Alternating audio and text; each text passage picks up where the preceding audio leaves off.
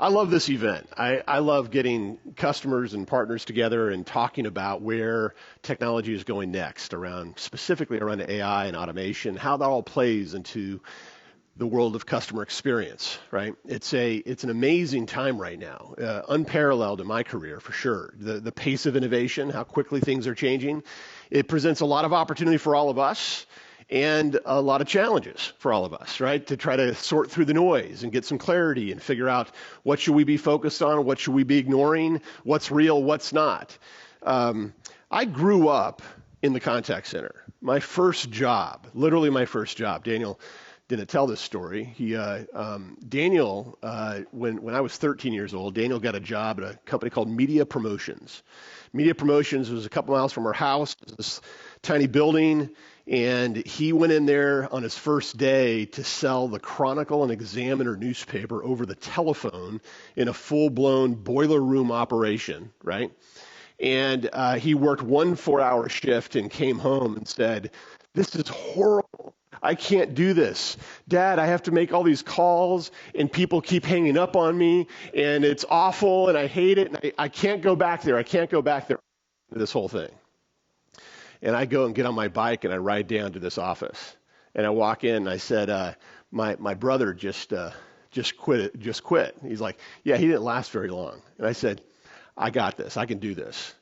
And he says, how old are you? I said, "Doesn't matter. I can do this." And so he gave me a shot. And I worked selling the Chronicle and Examiner newspaper in a boiler room operation, 4 hours a day, 6 days a week, all the way through the end of high school, making great money for a high school kid, right? To 40 and 50-year-old men smoking cigarettes. It was a good time. It was a good time to learn how to use the phone. But I grew up in the contact center. My first job out of school was at MCI, the long distance phone company, in residential customer service, right? That's the lowest rung of the ladder that you can get to in CX. We all have people like that in our organizations. And I learned a ton through that company and grew up in the world of telecom and got into the channel working with many partners that are here for a long time. And have been really thinking hard about where this technology is going next. Back in 2008, I started a company that was focused around cloud services, and it was the early days of cloud before most people knew what cloud was. It was the early days of UCaaS and CCaaS before we called it that. Do you remember those? We grew that business and sold that company off to a company called Intelisys, and we saw some massive growth around cloud adoption in the years after that. I see now even a bigger opportunity around customer experience technology. And I've been accused before of being a little early on time, at times around technology. And that's okay. I'd rather be early than late, right? And we have a good friend in our ecosystem, Matt Coughlin, that always reminds us that you're early all the way up until you're late. And that really does emphasize the point for all of us as leaders in the world of customer experience that we got to figure out how to get in front of this. Our people, our organizations, our stockholders, they expect us to pave the way for where your company needs to go next around technology. So what does that mean for us as leaders? It's all about leading change and how you lead change. And all of us have to be leaders of change. And if you think about this, guys, the landscape is shifting all the time right now. And think of the pace of this. McKinsey says that advances in AI, machine learning, robotics, and other technologies have increased the pace of change tenfold. It took 12 years from the release of the first mobile phone to reach 50 million users. Facebook, 4 years to reach 50 million. WeChat, only 1 year, and Pokemon, just 19 days, right? ChatGPT, it's crazy how that has changed things, right? It reached 100 million active users just 2 months after launch. Just 2 months after launch. This is really unbelievable around the pace of change. If we look at 3 years ago, 3 years ago, we had a massive challenge around hiring people. Still have a big challenge, but back then it was the Great Resignation. We all read about that, right? It was impossible for us to find people, especially, I mean, good Lord, how is it easy to staff a contact center? No one raises their hands, right? No, it's not. It's like one of the hardest things on the planet to staff a contact center. Yet, now I throw into that this idea of the Great Resignation with a little bit of gas from this thing called COVID, and our world changed. It blew up on us, and we had to figure out how to lead through that change. 18 months ago, we started to see some really significant tightening of the belt around budgets. Am I right? And so before, I couldn't hire people because I couldn't find them, right? I couldn't get them to get to interviews. I couldn't get them to show up on the first day of work. Couldn't get them to stick through a class, right? That was a big challenge. 18 months later, I'm being told, even if you can find them, I can't let you hire them. Classic problem. You're leading a contact center perhaps, and you're trying to think about, what that challenge is they give you every budget cycle. Congratulations, you did a fantastic job this past year. Now I need you to do more with less, right? And our budgets get squeezed, and again, we have a hard time hiring people. Just 16 months ago, we saw Gen AI really come on the scene, and it was a transformational impact on our jobs, and will continue to be. I would say it's already forever changed the world of customer experience. Forever changed. How we decide to adapt to that is really what the big question is. Here's a couple of interesting stats. I've mentioned this. I was on the phone with a BPO customer just a couple of days ago and talking with their CEO, and I mentioned this first stat that ICMI has. They're on the right, on your right, yeah. 2023 will mark the first year that global contact center seats has gone down. A decline in the total number of butts and seats globally. That's never happened before. Isn't that interesting? So we see things like offshoring still, growing and accelerating. But if you look at the cumulative number of seats in the contact center globally, it's actually going down now. Why is that? Well, it's obvious, right? It's obvious. It's because of automation. It's because of AI. Companies are starting to figure out how do we leverage that to solve our labor challenges, right? I met a guy at a show last summer, a guy named Art Weston. He walks up to me and introduces himself as a self-proclaimed AI futurist. That's a bold statement, right? Hi, I'm Art. I'm an AI futurist. It's like, wow, that's interesting. He did have a huge brain. He really did. And he had some fascinating things to share, including a few things that were a bit frightening. But he did make this comment. 95% of contact center seats will go away within 5 years. That's what he claimed. 95% of contact center seats will go away in 5 years. Now, we've all been in this space for a long time. Who here believes that's hyperbole? You don't believe 95% will go away in the next 5 years. Does anybody believe that, by the way? Yeah, you think so? Yeah. So here's the thing. Who believes it's zero? Like, we'll lose 0 seats because of this. So we can agree. It's somewhere between 0 and 95, right? Somewhere between there. And think about that. This is a business of small numbers, am I right? I mean, if I can shave 10 seconds of handle time off of a call across 1,000 agents, that's a big number, right? Well, guys, if I can remove just 10% of the seats globally because of AI, think of what that translates to into dollars. And is it 10%? Is it 20? Is it 50? Is it 95? Somewhere in there, it's what I call a ban. A ban is a big ass number, right? And so you can use that, James. All right. What is happening around this? We see that disruptive CX technologies are replacing labor. We're seeing examples of that every single day. You're going to hear from companies today that have really embraced that idea, that their whole mission is to help you solve for that problem, right? And how do you move labor dollars into technology spend? We're seeing that on automation and AI, digital self-help. You'll hear some things about fractionalized labor today, which is a really fascinating model. Jamie Dimon says that our children will likely work 3.5 days per week because of AI. 3.5 days per week. Who here has an adult child that already works 3.5 days per week? Yeah, yeah. Did you say bastards? Yeah. It's fascinating, right? I mean, 200,000 jobs in the banking industry are going to go away in the next 10 years. I mean, there's a lot of big numbers that we're hearing about, but what's indisputable is that labor dollars are shifting into technology spend in your companies. Your companies are looking to you to figure out how you accomplish that. The brands that figure this out will lead and will win. And the brands that don't figure this out are the ones that are going to be on the kind of the garbage heap, if you will, of brands that used to be great companies. And we all have amazing examples of that. We were talking just the other day, Vic and I, about this, that whoever thought, I'm not, don't worry if it shows your age. I'm old, so I'll raise my hand. Whoever thought that Nortel would go out of business? Anybody? No one thought Nortel would go out of business. Nortel was going to be here forever, right? Big, established brand that somehow, in very short order, got passed over, right? And became irrelevant and suddenly disappeared. How many brands do we know of today that are household brands that will experience that same fate?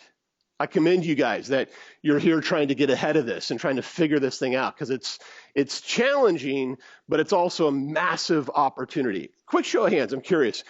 Who here in your company is already budgeting for AI, or who is shifting budget from other areas? Who's budgeting for AI already? Raise your hand. Awesome. Very cool.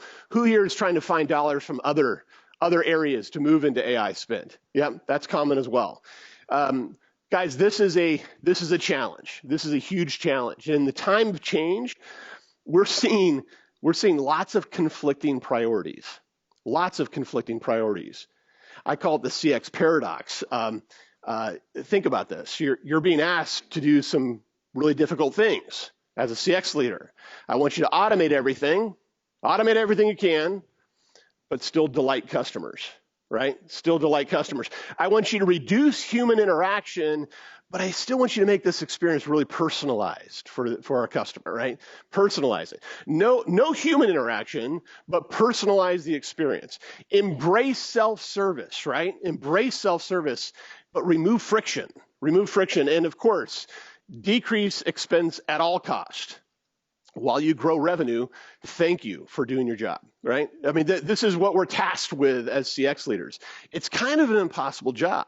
It's very, very difficult to be able to execute on all those things on the left that are priorities for the business and all the things on the right, which are the outcomes that they're wanting to drive. They conflict with each other, okay? They conflict with each other.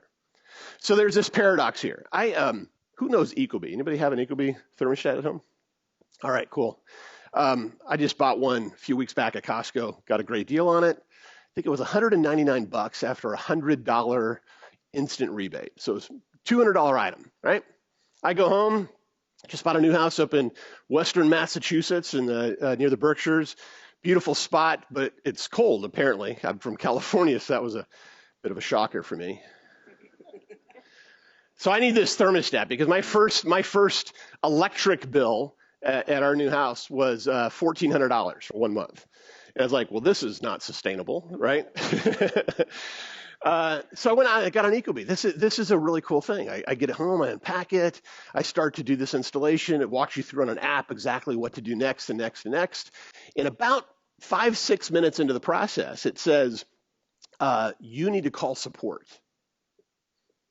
5 minutes into this installation process, I got to call support. So I call, bot answers and gets my information, says, we'll call you back when it's your turn in line. Fantastic, good. They have that automatic callback feature. I love it. I hang up, I go do other stuff. 15 minutes later, I get that phone call. There's a guy in Montreal, in Canada, that calls me and is amazing. He knows everything about this product. His depth of knowledge was mind-blowing. He spent an hour and 15 minutes with me on the phone as I was installing this thermostat, including going down to the basement, rewiring my furnace, and going, and doing all these different things, and downloading this and sending him pictures. And he was amazing. He stuck with me through this entire process, hour and 15 minutes. A week later, I bought a second ecobee for the other part of our home. I did the same exact thing. I got this amazing woman on the phone that had incredible knowledge. This one, I had to climb up in the attic to rewire a furnace up in the attic, and I had to spend all that time doing that. An hour and 15 minutes. I asked them, I'm curious, out of 10 of these that are purchased, how many of them require somebody to spend an hour on the phone with you while you walk them through it? Oh, easily 8 out of 10. 8 out of 10. Now, as a consumer, was that a great experience for me? Oh, yeah. I went on LinkedIn. I talked about it with friends. I bragged about, this is amazing. I'm such a raving fan. And then I started to think about this. Every one of those calls cost at least $50, right? At least 50, am I right? You mean Canadian labor rates, it's probably what, $35 an hour, loaded, hour 15 minutes. It's a $50 call. I bought a unit for $200 from Costco. What kind of margin did they make on that, Costco? Probably $100, would you think? So if 100 goes to Costco and 50 goes to my rep that installed this thing on the phone, I've got $50 left before I've even built the product. How sustainable is that business model? You see the conflicts there, right?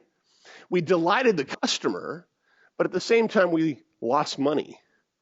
And you think about, how do I get Andrew to be this raving fan about our thermostat without bleeding cash over here to make it happen? That's our challenge. That's also our opportunity. Ecobee's got an amazing product. They've got to figure out how to do this at scale. All of us have to figure out how to do this at scale. There's real challenges. Labor, you can't hire the people you need. Training and churn, what a massive challenge today, right? Remember, we're trying to hire and train and retain the same people that are banking on working 3 days a week in just a very short amount of time, right? It's hard. And when it's remote work, it gets even harder. How do I attract people, train them to proficiency quicker? The time to proficiency is such a painful metric for so many of our businesses. It's taking way too long. And then agent churn. I won't ask for a show of hands here, but I talk to CX leaders all the time, that are saying, I have a 30% annual churn, a 50% annual churn. I had a company that had a 120% annual churn. Think about how impossible it is to run your businesses when you even have a 10 or 20% annual churn. It's painful. And then, of course, automation done wrong. It's exacerbating the problem. I always remind us that before we're CX leaders, we're also consumers. I just showed one story about me as a consumer, right? And think of the last time that you tried to be deflected, right? That they tried to implement something where they made it really difficult for you to get to a live human, and instead they're going to force you down this digital self-service path, and before you know it, you're yelling into the phone, representative, right? Just to try to get a human on the phone. Right? This is not a delightful experience. This is the best of intentions to automate this experience so that a live human doesn't have to answer the call and interact, right? But they're doing it in a way that simply pisses off customers. And that's our challenge as we design these journeys for clients. We've got to get really good at thinking about, is this going to result in the consumer ending that interaction saying, that was fantastic. I'm a fan. That was amazing. I want to do that again, right? I want to do that again. I had my wife bought a gift for our daughter for her birthday last October. And the day of her birthday, this basket thing from Harry and David was supposed to show up at our house near Boston. And it hadn't shown up. It was 4:30 in the afternoon. It still hasn't shown up. She's starting to panic. We're in California at the time. She says, I don't understand it. This is her big gift. It's not there yet. This is not acceptable. And she goes on her computer and she's trying to find her information about the order. And while she's doing that, I go to harryanddavid.com. There's a little bot there. I say, where's my order? It replies back, what's your last name? Pryfogle. What's your billing zip code? 95442. And immediately it came back saying, your order is being delivered in the next 20 minutes. Honey, you don't have to find that email. The thing's going to be there in 20 minutes. right?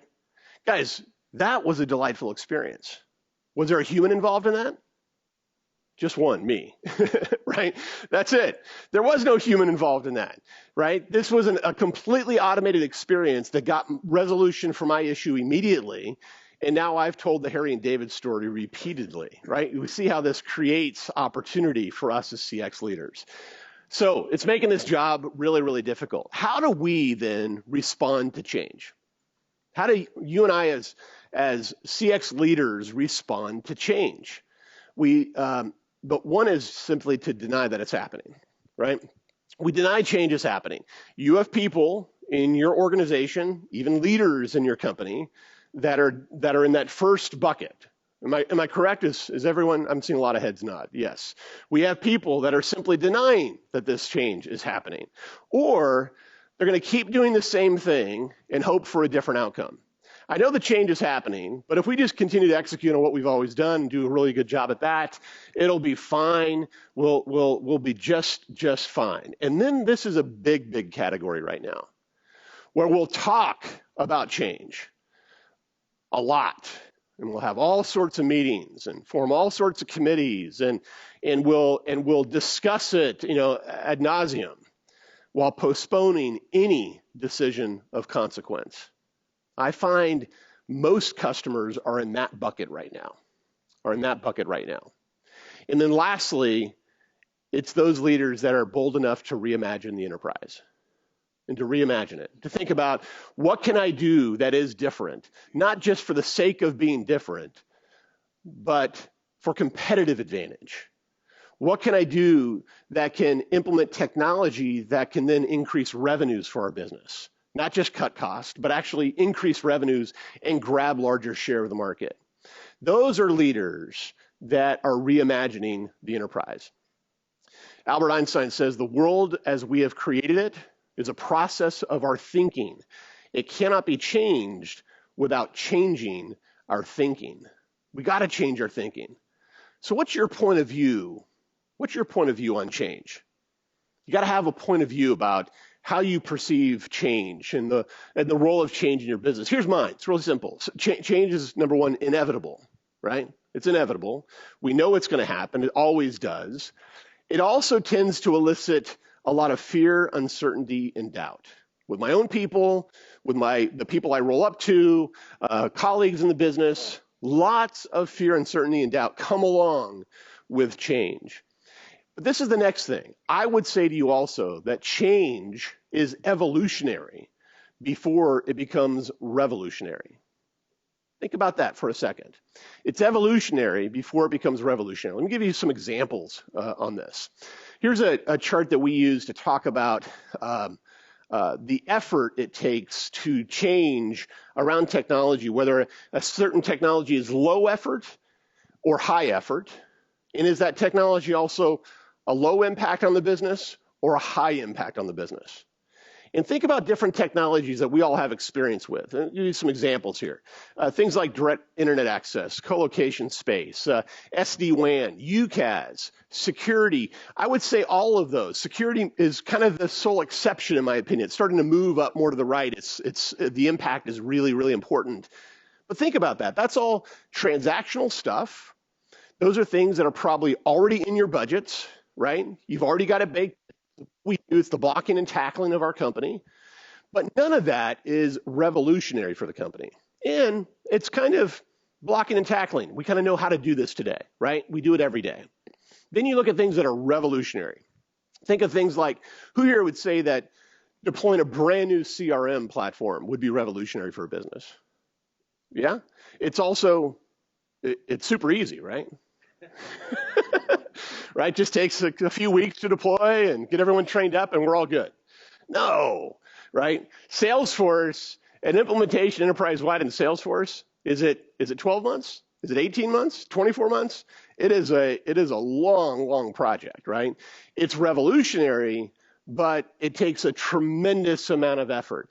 Being able to go to a full BPO. I've never used outsourced labor before. I just have my internal team, and I'm going to lift that and outsource that to a third party. That can be revolutionary for a business. It can also be a big lift for a business, right? So I like to think about technologies that provide leaders a quick win, a fast return on investment, right? Short time to value, that's really important, and builds momentum, which is a really important thing for you right now. How do you start to build momentum towards change? How do you start to do that? Because if your plan is to walk into a CIO's office or a CFO or a CEO and make the argument that we need to revolutionize our entire customer experience strategy overnight, and this is what it looks like, what's the reaction that you'll likely get? It's hard, right? You're probably not going to get them saying, yes, go. We have no idea what that means, but we're on board. We're behind you, right? No. What they're looking for are what are the things that you can do quickly that can bring value to the business quickly, that can show an ROI quickly. And that starts to build momentum. So you think about automating QA and QM. You think about analytics and using chatbots more effectively, agent assist, branded caller ID. These are all things that are very low effort, but can have major impact on the business. Top left quadrant things for me are important. Low effort, high impact. And guess what happens? Guess what happens if you do that? Before you know it, you've revolutionized your customer experience strategy. That's what happens. Because I take these evolutionary steps, and over time, it starts to revolutionize what I'm doing as a business. Okay? So, what do you got to do to respond to change? What do you have to do to respond to change? Think of these questions. How do I react to it? How do I, as a leader, react to it? How do I adjust to it, right? How do I adjust to that change? What do I do to work with it, to learn from it? Can I capitalize on it? Is there a way for me as a leader to show my business how I can capitalize on change? We've known about kind of the agile development method for a long time, right? It's been in our businesses for a long time. We've built teams around it and big motions around it. How we apply this to CX is interesting to me. Agile is an approach that accounts for the nature of change and actually engages it. It enables organizations to cope with continuous change, permits them to flourish in a world that is increasingly volatile, uncertain, complex, ambiguous. That's what Agile enables companies to do. How do you define that around customer experience? We asked ChatGPT because that's what everyone does today. Agile development is an iterative and collaborative approach to software development that emphasizes flexibility, adaptability, and continuous improvement, right? That's what Agile suggests, flexibility and adaptability on the front end. That's right out of the gate. It allows for me to remain flexible. And if you're not flexible and adaptable today, you're already in trouble, right? You've got to be. The next is to test, learn, and iterate. That's such an important part of that process, right? How do I test a new idea? How do I work around it and massage it and get it better and iterate on that, right? And then continuous improvement, where I never stop looking at how we get better, faster, smarter, right? That's such a big part of that. That plays into CX in some really important ways. Meeting the customer on the channel of their choosing. Right? That's at the core of Agile CX. How do I meet customers where they want to meet me, right? Embrace what I call delightful automation. Delightful automation. The Harry and David example is delightful automation, am I right? The idea of empowering agents. You got a churn problem? How do you figure out how to empower your agents more? By the way, and we've all seen this, if I take all the transactional, mundane, this isn't a word, automatable, is that a word? If I take all those simple tasks and automate all those simple tasks using AI, now my agents are left with what? The complex, the hard, the difficult. They don't get the break for the kind of the brainless tasks that they might have on a few of those calls before they get hammered again with something really, really complex. But in this world, I got to empower my agents because every one of their interactions are going to be the complex, right? How do I listen and act in real time and at scale? How do I make sure that I've got my finger on the pulse of my data and my business so that I know exactly what's happening and when it's happening, and it informs my decisions, not next quarter, but like this afternoon? And how do you arm yourself with that kind of information? How do you build a flexible staffing bench? It's interesting. You're going to hear from Omni today about their fractionalized labor model that we're big fans of. This idea of being able to use fractionalized labor pools to help smooth out, if you will, the peaks and valleys in our arrival patterns in a contact center. It's transformational for a contact center. And then develop your innovation muscle. That's such an important thing. We've got to get good at this. It's why that stuff in the top left quadrant is so important. Because the more I do of that, the more my teams get used to change. The more my teams get comfortable with being uncomfortable, right? And we start to embrace that little by little, and over time, it starts to build this muscle that we can flex when we know we have to implement change.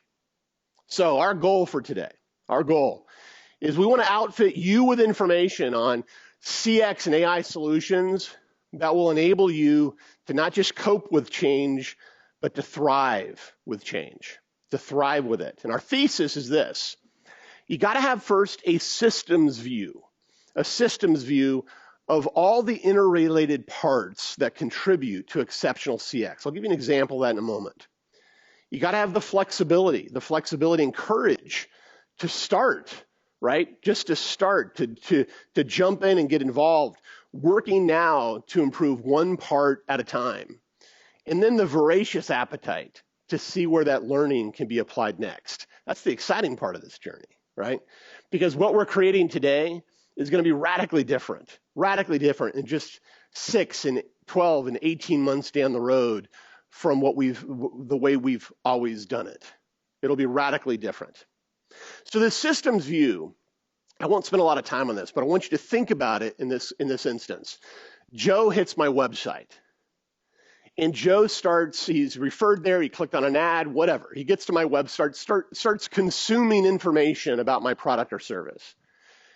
What technology can I begin to deploy right there at the digital front door of my business to help on conversion rates, to improve conversion rates, to take that incredibly high value visitor to the website and get them to actually convert? Such an important thing. But now Joe decides, that's not enough. I want to talk to somebody. I want to interact with somebody. He's going to send an email or a chat or an SMS, or he's going to pick up the phone and call somebody. And we know the most expensive way to handle that live interaction is with what? A live human, right?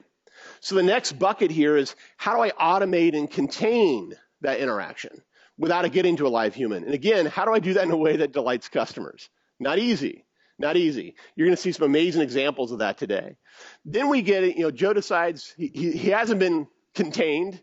He still has an issue. He still needs to interact with somebody live. So then we get into what we call the routing and ACD, what we affectionately call the plumbing. This is what your contact center platforms are. Whether it be Prim or cloud, it's what we call the plumbing. By the way, incredibly important. Who here has ever had bad plumbing, right? You know how important plumbing is, right? So I'm not degrading the contact center platform. What I would tell you is, though, that they all do a pretty damn good job at it now. And it's the blocking and tackling of the routing engine, if you will. It's not where the innovation is happening. In fact, if you look at Five9 or NICE or Genesys or TalkDesk or any of those guys, right? All of their R&D is in the adjacent categories. That's what they're developing. That's what they're acquiring technology. That's where they're spending more money to figure out how they do these things better, faster, cheaper. So then we get into agent tools and resources. Joe does ultimately get through to a live human. What technology can I deploy that makes that human radically more effective? How do I get them answers faster? How do I use generative AI to allow them to respond quicker? How do I use AI to source knowledge across a ton of disparate sources of knowledge in a business? Because knowledge is organic. It doesn't ever sit in just one place. It's never just static, right? How do I use technology to help my agents be radically more efficient? And then how do I use AI to see how the heck we're doing? How do I measure and improve what we're doing, right? How do I do things like automate the entire QA process? We have a customer we're working with today that has a team of 120 people, 120 people in QA. Big organization. They have 120 people. And what would you guess is the average number of transactions they're actually monitoring, listening to, scoring? Anybody have a guess? 2 to 5%. That's right. 2 to 5%. When the technology exists in this room right now to ingest 100% of those and score 100% of those and use that information to inform decisions. Amazing. And then, of course, staffing. When I just talked about Omni, you're going to hear some examples of that later today. What this starts to generate is a flywheel for change, a flywheel for change, where it's continuous, right? It's continuous. I'm testing something. I'm learning from that. I'm iterating on that before I go to the next thing. And a good example of this, let's say I want to reduce human interaction. I want to reduce human interaction. Maybe the way I start that process is I look at applying chat analytics to start to test where chat is breaking down, okay? Where chat is breaking down in my business. And I want to take that data and learn from that to see, okay, they're getting stuck here, here, and there. I need to redesign my chat journey in my business. And then after I do that, I'm going to introduce self-service that reduces that friction, reduces that interaction, and then I can go on to the next thing. Make sense? How do we get that flywheel going? How do we get that flywheel going? Guys, what we know is as leaders, you simply can't afford to sit on the sidelines and see how this plays out. You can't. It doesn't mean you have to jump in and rip and replace everything overnight. It doesn't mean you have to throw a grenade in the middle of all your technology strategies and say, hey, we're blowing everything up and starting off, from scratch. That's not practical. We'd have another conference about how to find a job, right? We'd all have to go find jobs if we did that. Our companies want to trust us, right? But we know that we can't simply sit on the sidelines and see what develops. Can't do that anymore. There are ways to jump in and get involved and start to test and learn from it and iterate on that and start to fine tune that innovation muscle over time. So for today, we want to leave here with clarity about where the technology is and where it's going, how that can impact our business, confidence around, I'm in a better position today to be able to go make these arguments internally in my business to move the ball forward. Commitment, where I hope that many of you walk away tomorrow afternoon having this new fire underneath you that, hey, I'm gonna be the leader I'm supposed to be in this space, and I'm gonna go make this happen. That's a level of commitment to lead change in your organization. Good? Excellent. Looking forward to a great day today. Next coming up, Daniel, walk us through it. Thank you, guys.